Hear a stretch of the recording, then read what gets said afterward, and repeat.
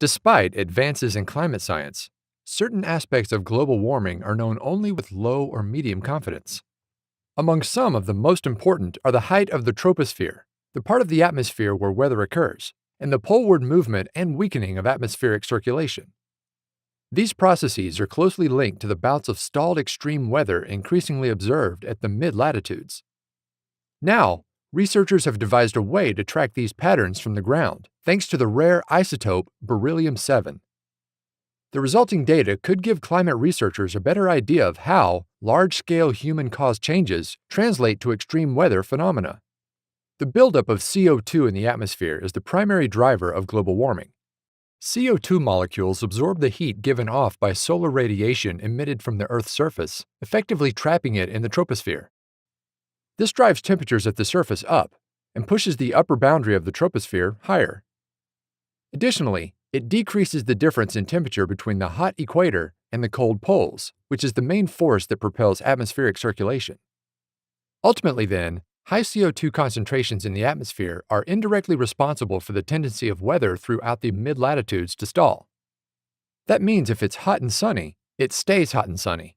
And if it's raining, it rains a lot, and probably in the same spot. Beryllium-7 serves as an incredibly useful proxy for monitoring these large-scale processes over time. Because you tend to find more of the isotope the higher in altitude you go, a rise in the tropospheric ceiling, or tropopause, leads to higher beryllium-7 concentrations measured at the Earth's surface. And since isotope uses the downward flux caused by large-scale flow divergence, like a highway into the troposphere, researchers can use beryllium-7 concentrations to chart circulation patterns. Such is the case for the interface between the tropical Hadley cell and the mid-latitude Ferrel cell, for example, which strongly influences the formation of global jet streams. In linking atmospheric CO2 to extreme weather and explaining the forces behind unseasonably hot weather persisting not just regionally but worldwide, beryllium-7 tracking is revealing the effects and consequences of global warming. In contrast to popular theories, the phenomena we observe are neither the result of the solar cycle nor of a weakening of the Earth's magnetic field, nor are they caused by a shift in the Earth axis. These are visible as steady cycles in our data, while what we observe and measure is a clear anomaly. With ongoing refinements, this nuclear monitoring method should prove even more powerful.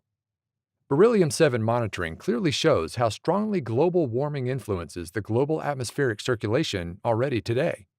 This may lead to a warming trend that is even more severe than current predictions would indicate.